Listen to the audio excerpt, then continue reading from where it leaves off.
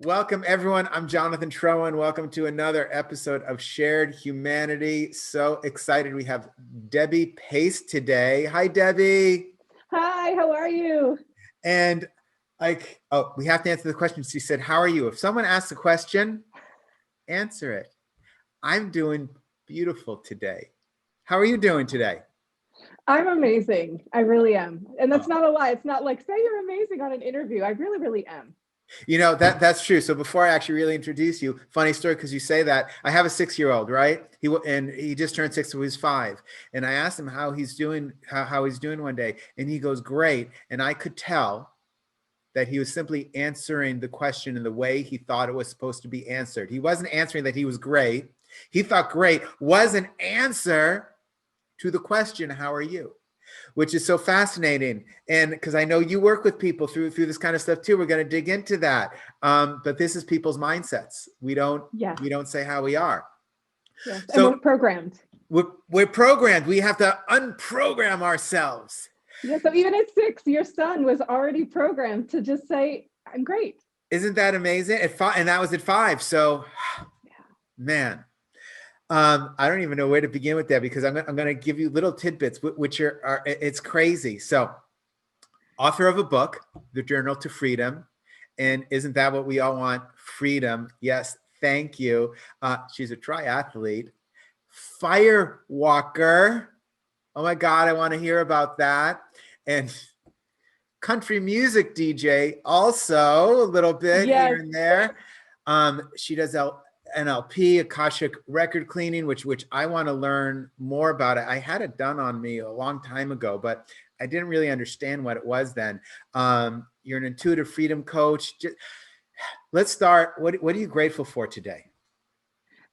First of all, I'm really grateful for technology. I've been working with technology since the late 90s. And one of the things that it's really helped us do is connect globally. And especially this year, we've all been able to connect. And I've been working at home for 15 years. And so it's so nice to have the rest of the world to join me at home. And now we can all connect and have conversations that are so needed. So I'm extremely grateful for the technology. So you do all these different things, there are different aspects. What change are you really looking to make in the world? I say entrepreneurs, but I work with others as well. But my sweet spot really is entrepreneurs, to really go out there boldly, knowing how amazing they are, connected with the power and the purity of their soul. And so the change that I really want to see is for every person to be lit up every day, because they are so connected on purpose and they know who they are at their soul level. Why is that so hard for people to show up lit up, as you say? Well, let's start with your son, who at 6 years old was already programmed to say what he thought people wanted to hear.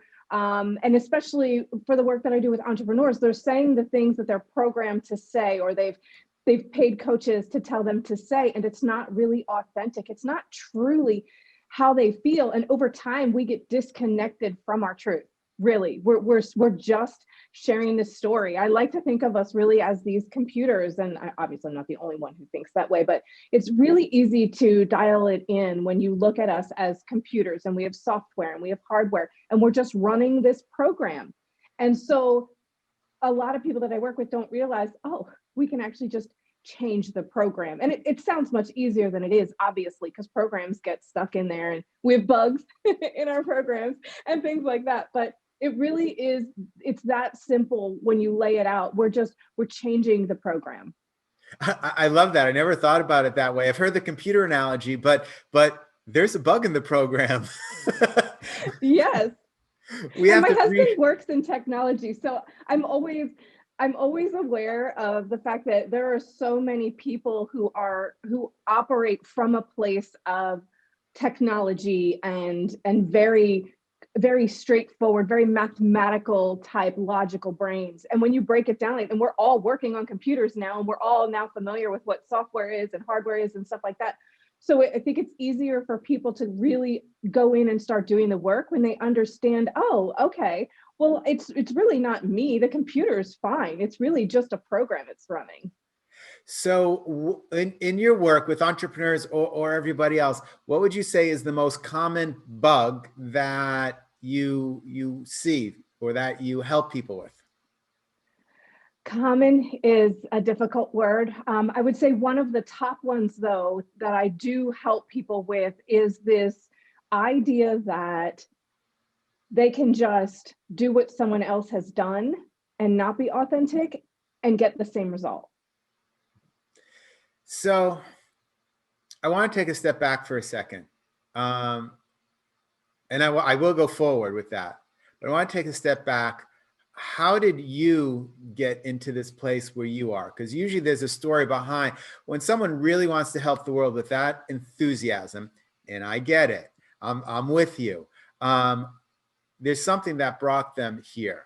What brought you here? So I'll give you the slightly condensed version of the long story because we have a little bit more time on here. I had a 30-year history of broadcasting and journalism, and I was always sharing someone else's message. And I was running a program. I was really one of the people who was living the life I thought I was supposed to live, and I was very successful at what I did. And I found myself at one point with a marriage that fell apart. I had a company that was in bankruptcy, and I also had to find a place where I could raise my children. I had no home for my kids. So all of these things hit simultaneously. And I realized that the common variable was me.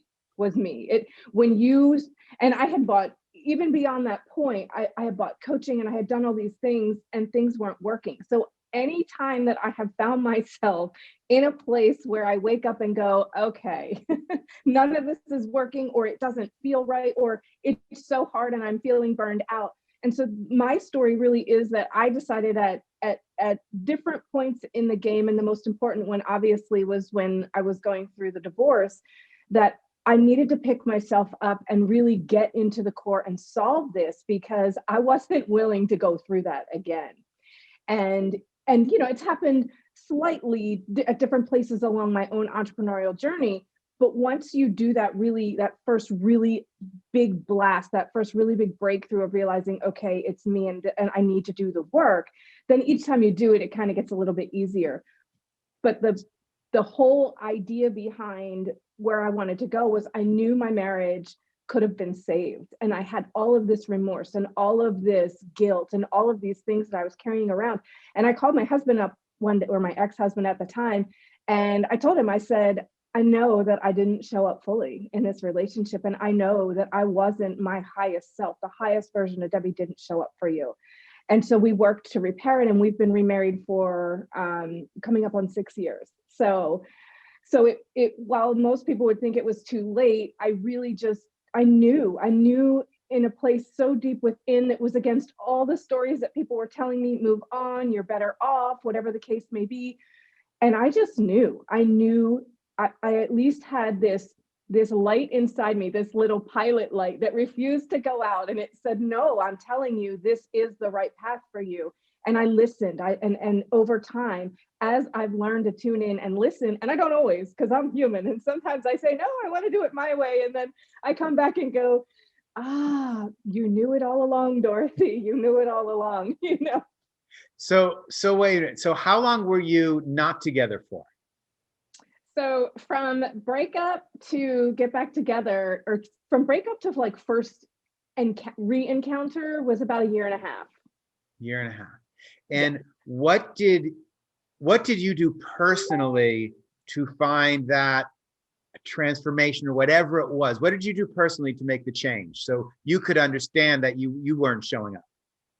Honestly, Jonathan, I think this might be the most powerful part of my story. Is I was at a birthday party for one of my friends, and one of her relatives was reconnecting with her spouse. They were estranged, and she believed so much in me needing to get back together. And I didn't even say anything about it, but I was hearing her story and she was sharing her story. And I really said at one point, well, mine's too far gone. And she just, it was like, no. It is not. And so really, I think the most powerful piece of that is if you have one person who believes in you, that will be enough to help you. You can borrow that belief, you can do whatever, no matter where you are in your life, in your journey. When someone believes in you, hold on to that and make them your support network and find more people who believe in what you want, not necessarily where you are. Hmm. Now I'm curious about this. When you called him and said, I know I wasn't my best, but here I am now. What was his reaction? Because that's a fear a lot of us have. If we reach out, well, what's the other person going to say? So I'm curious about how that encounter was. Well, I'm a fear buster and sometimes a little bit naive. So I called it. I was scared to death. Right. The biggest thing we can do is do it scared anyway, and do it fast, because the more time we have, the more stories that we can just pull in that tell us not to do it. But he yelled at me. He told me all the things that I did. He told me all the reasons why he wasn't happy with me and he didn't like me, and all. It was not receptive. But what he didn't do was hang up on me. And it was such an exercise in focus on the positive, focus on the fact that, okay, so he yelled at you. You kind of knew that was going to happen. What did you expect, right? Let's be a little bit realistic here. But he didn't hang up on me. And we ultimately had decided that we were going to sort of co-parent our kids and have a joint trip to Florida, because I live in Florida now, but we weren't living in Florida at the time.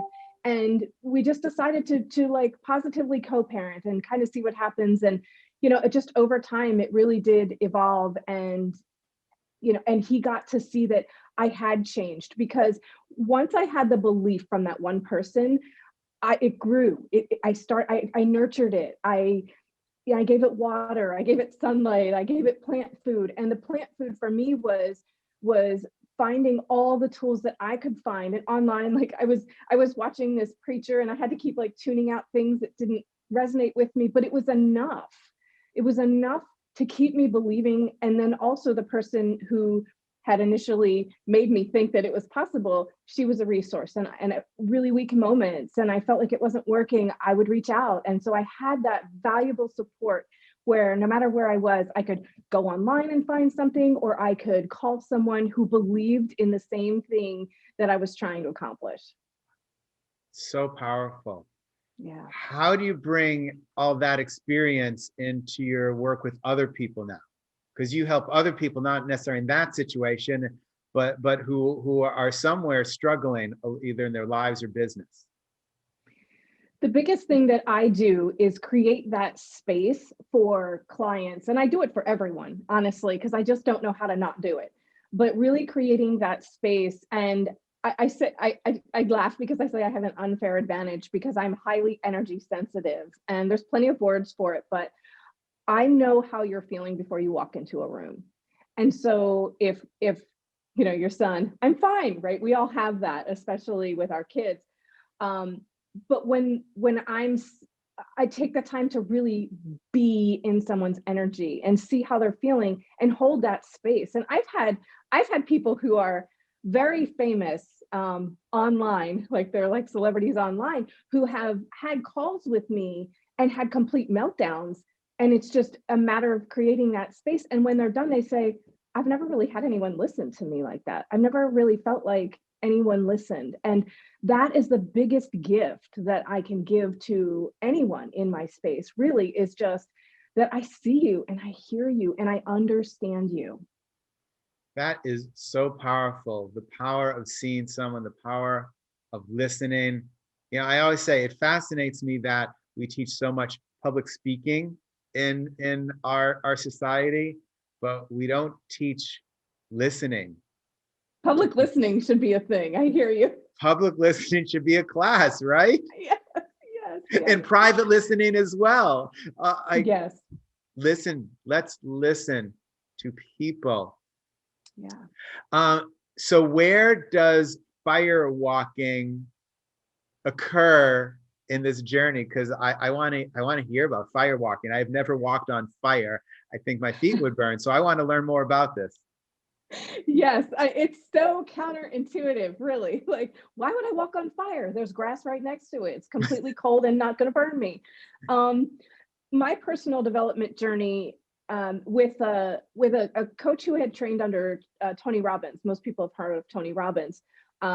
Began back in 2010 because I had a friend who was like, "Oh, just take this free little seminar," and it would just change the trajectory of my life. So, I believe that there are people all around us who are leaving us these breadcrumbs, and we can choose to pick them up or we can choose to leave them and then choose another path. But this one was really pivotal for me because it started to expose the things about my life that were not right, that I was really just trying to cover up. I'm sure there's a lot of people in your community who are really high achievers, and we just think, well, okay, well, it must be me.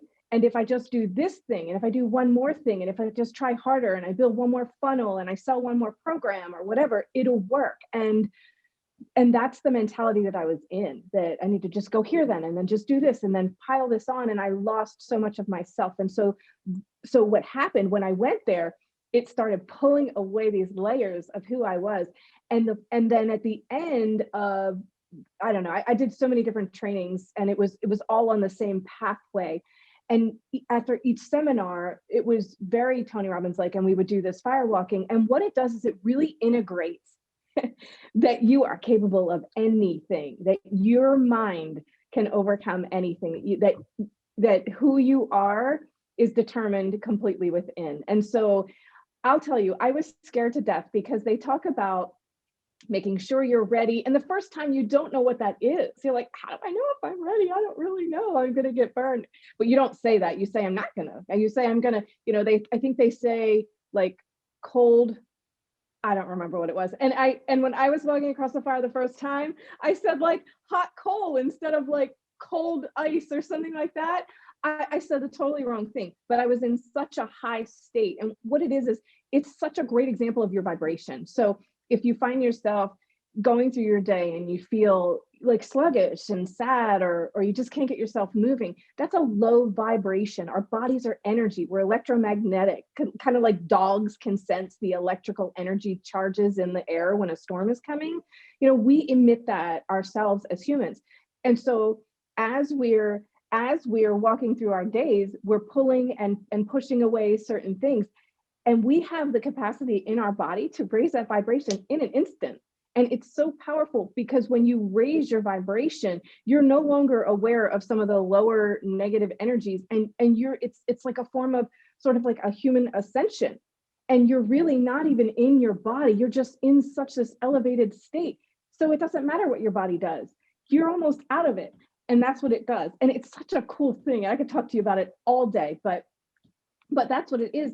And then the second and third and fourth time, I had this like, it was like the law of, odds, right? It was like the law of probabilities. I'm like, first time, okay, 100%. Second time, It's like, I was so worried each time, but each time I never got what they call a kiss or a little hot spot.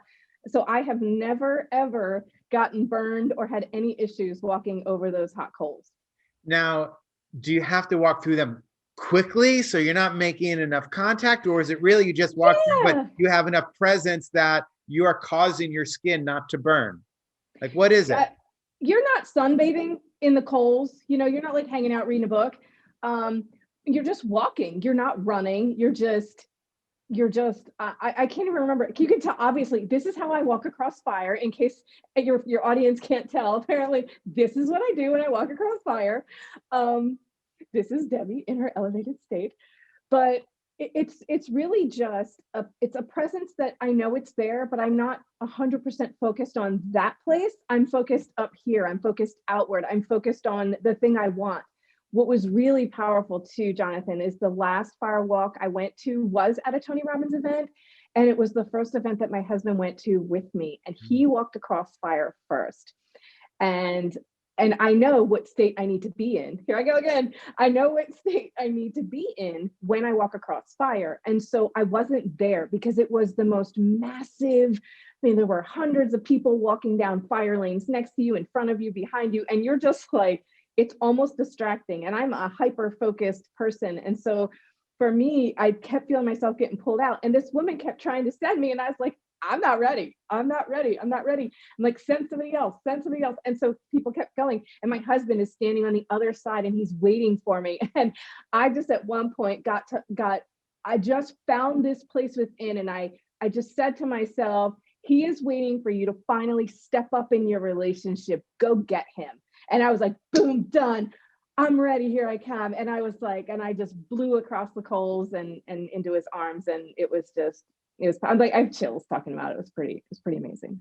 So for those of us watching, listening to this, so let's say our vibration is not where we want it to be, and there's fire right there ahead of us. What can we do? You said we can change our vibration in an instant. What can we do? What can I do? What can people listen to right now to change our vibration? You can listen to your favorite song. That's like probably the quickest and easiest thing. But if you can't have music, let's say you're sitting at a desk in corporate and there's nowhere you can go, really breathe into your heart, become aware of where your heart is in your chest, and think about who you love. Most people can think about their child, or they can think about a moment where you were absolutely off the charts, successful, amazing. Maybe it was a graduation, maybe it was a child was born, maybe it was, somebody told you they loved you, or maybe it was when, maybe a moment that you opened up and the world, maybe you got your first client, whatever it is. Grab that moment and pull it in, and then grab another one and pull it in, and in an instant, and just breathe it in, just like, so kind of like I'm talking to you about the fire walk. I'm in that moment, and you can probably tell my energy just accelerates, and I just get so excited, and my vibration gets higher and higher. And that's how it works. I'm just a visible example of the work that I do in other people. I practice it on myself first. It reminds me of what Jen Gottlieb, who both you and I know, she talks about this badass list. So you write down everything, every amazing thing you've ever accomplished in life. So what you're talking about is kind of referring to, and it doesn't have to be written down, but folks, write it down. But pulling those things, if you're not feeling right, just pull those things in one at a time, one at a time. Is that what you're talking about? Yes, that, and also the gratitude list is so helpful. I keep a gratitude list on the notes on my phone, so that no matter where I am, I can wake up in the morning and the first thing I like to look at is my gratitude list and successes and whatever it is. I actually have a list, an ongoing list of client outcomes. And so sometimes, like, talk about a badass list. And I didn't want to say it because I wasn't sure if your listener, I don't know if your listeners really wanted to hear that. So I was respectful of your voice, but I pull it out, and it reminds me of why I'm here every single day. And so because we all deal with imposter syndrome, and other people are doing it, and oh my gosh, I'm not special, right? Like, I'm just Debbie Pace. Who cares about me, right? But so we have those moments. No matter how successful we are, we have those moments. And so having something so quick like that, and also being proactive and pulling that up when I first wake up, it's kind of hard to go the next hour, 2 or 3 hours, and feel like I'm in the dumps if I'm remembering the clients and all the outcomes. And, like, my favorite one is I helped this client break a 23-year divorce guilt pattern. She was suffering from so much guilt, had suffered breast cancer and all these things. And it was one simple question that shifted her, and she removed the blame solely from herself. And it was just this, when someone starts blinking, when they're having this connection, they're having this understanding, and it's like, here goes the brain rewiring, and they're, it's like they can't blink enough. And it was that kind of moment. And so having stuff like that to pull in, and even if people are brand new and they don't have business successes, you have those other things that your gratitude list could be. I woke up today. I know my mother-in-law says that all the time. It's a great day. I'm alive. It's so powerful what you say about gratitude, and I teach gratitude, and writing down your gratitude. But it's interesting because I've never, like, I have the gratitude journals, but I've never read them or referred back to them. I use the process of that moment. But what a great idea that you just threw out, and I'm going to adopt that. I tell people they can do gratitude in the morning or in the evening, well, really all day long, folks. But I usually do mine in the evening. So how powerful if I write it in the evening to wake up in the morning, it's already next to the bed, and read that as a reminder. Really, that's really powerful. I haven't tried that before. I'm going to take that one. Well, that's awesome. And another thing that really helped me too was there was a point in my offerings where I was struggling with how much do I charge? And so many people have, I feel like it's an epidemic of undercharging for our services, really for the value that we offer. And I went through and I tallied up all the training and all the courses and my college degrees and all the programs I had purchased, and really, and everything I had invested in one of the businesses that went through bankruptcy. I mean, that was a lot of money. And I tallied it all together and I was like, this is what my education cost me to bring this to you right here and now. And that was also one of the most powerful things I've ever done. So gratitude, but also an understanding of, I'm not just out here wanting to change the world with no, what do we call it?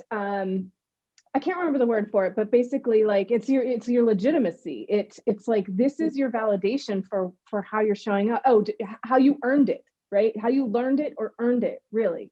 That's it. It's like, I've done both and I'm here before you. And this is why I can do what I can do, because I've been where I've been. Yeah, it's such an interesting mindset, because I'll have people, ask me, is it cheaper for a half hour or an hour? And I say that there's absolutely no difference, because you are not paying for time.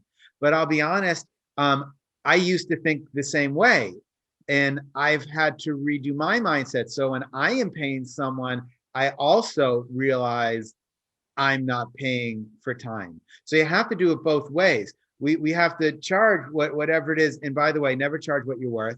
People always teach charge what you're worth. Don't charge what you're worth. You are so beyond what anyone could ever pay you. You are beyond priceless. That's right. So you need to figure out how much you want to charge, but it's not what you're worth, because people can't pay you what you're worth.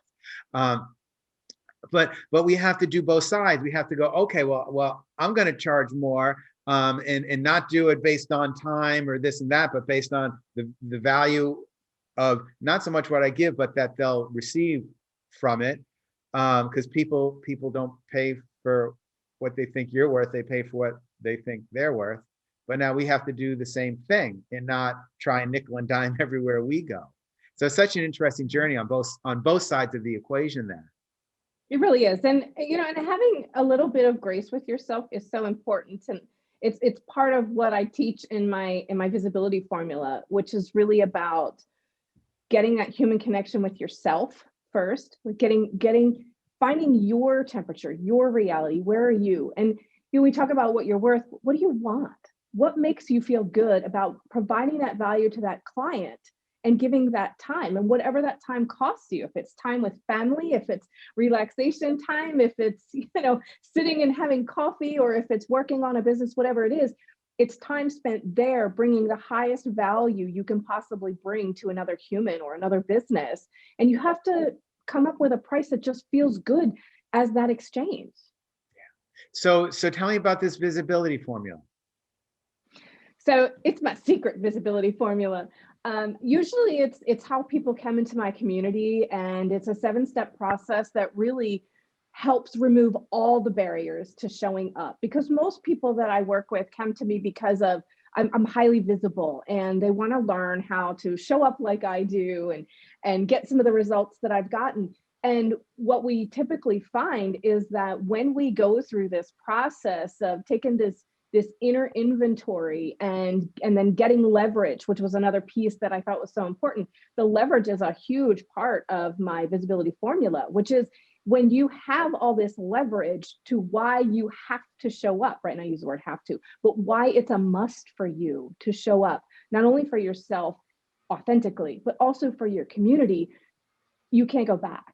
You can't go back. And so you get that leverage. And we talk about just showing up 51% this day. It has to be enough to push you beyond the feeling of not wanting to show up. All you have to do is just get to that point where you get past whatever that fear is, whatever that block is for you in that moment. because you remember why you're here. You remember who you are. I'm just soaking that in because it's so important. We're all just so afraid to show up. And that's the name of your podcast, right? The Show Up Show. Thank you. Thank you for doing the plug so I didn't have to. Yes, it's the Show Up Show podcast. We're all just so afraid to show up. So you help us show up. Yeah. And the little secret behind us being afraid to show up is we all do it. It's just different levels of like not disability, but debilitation. It's different levels of what fear muscle do I have that I can show up in. For some people, they are amazing at sales calls, right? And it's like, while they might get a little nervous or whatever, or they might be afraid, they show up because they're in their game. It's a muscle that's strong for them. And so the biggest thing you can do is strengthen whatever the muscle is that's keeping you from showing up. Just keep doing it, keep doing it, keep doing it, keep doing it. And then it becomes much less fearful or painful because some people, it's physiologically, they'll start creating these things that will prevent them from showing up. But as you build that muscle, it becomes stronger. And it doesn't mean that you don't necessarily feel the fear, but each time you move through it, you get stronger and you say, okay, I did it. And you breathe and you start to like elevate your game and you show up different and higher and all these different things, and it works more. And so as we do it, as you show up, you're also building that leverage. So everything we're talking about right now is really changing your mind in this present moment, changing your vibration in the present moment, how you show up in the present moment. But you also talk about Akashic Records. So now not everyone's going to know even what that word is or heard about it. So can you share a little about what that is and what you do with that and how that can help us? Yes. So as I've been trained to go in and clear Akashic Records, it's really working with your current energy and kind of feeling into, like I said, we're all electrical charges, and you have an invisible, I always mess up this word. I call it a sphere, but it's really this invisible, like behind me. Okay. So it's like this unseen aura. And some people can actually see it, which I find absolutely amazing. But it's your energetic blueprint, and it includes all of your generations before you. And so, like your mom had, maybe she dealt with an issue that was passed down from her mom. Like, for example, because some people are like, I have no idea what she's talking about. But let's say my mom had a rule that in order to be a good mom, she had to shower her kids with gifts. Right? But that's because her mom always showed her love by showering her with gifts, because maybe she couldn't afford it. And so when she could, she knew that was her best way of showing love, because she was filling this hole because she grew up not having anything. And so what it is these imprints of lack and scarcity. I mean, there's good things too. There's energetic light, and there's kindness and healing and all these things that we pass down as well. But where we go in with Akashic Records is we look at the places that are causing your field. And I can do it just in a mindset example, where you look at, okay, you're not showing up. Why aren't you showing up? Well, because you're afraid. You're afraid because back in 4th grade, Johnny said that you were skinny and made fun of you, and everybody in the playground made fun of you. And then you shrunk and you tightened and you said, I'm never, ever going to expose myself again. And I'm never going to be friends with people again, and whatever. Right. So it puts a little mark energetically in your system. Same thing with Akashic Records. That stuff gets passed down, and we pull it in and we pull it in and we pull it in, and it causes our vibration to be skewed. And so Akashic Records clearing really goes in, and I do this, but it's none of this. I could do it right here sitting with you. I could just, ask for permission from your highest self, your consciousness, whatever, to go in and do the work. Sure, I give you permission. And your consciousness is like, yeah, it was already talking to me before you said yes. It's like, yeah, pick me. But It's really just my energy and my connection to source is working with your energy and your connection to source to bring you back to that highest version and that source. Really, that's what it is. Now, I had heard, and I could be wrong because I don't know a lot about this, that it also has to do with your, not just your heritage and your ancestors, but your personal past lives. Is that how you understand it, or did I have some wacko talk to me? No. Okay. So, as I understand it, it can do all of that. It can do all of that. As I do it, as I work with it, I really work with people's energy because I'm an energy worker, really. I mean, I'm a visibility coach, I'm an energy worker because people who grow up with trauma like myself, tend to have this ability to read people in such a keen way. So many people are like channels and mediums and things like that because survival depended on you knowing whether or not you were in trouble, whether or not you were in danger. And so, and to danger to a child could be a parent that yelled at them all the time, even. But when you're this big in life, right, when you're tiny, it feels like survival mode. And so we program that in. And so I just do the work on that energetic field with people and not necessarily past life stuff because I'm fairly new to the space even. It's only been about 2 years that I had this, I call it an awakening.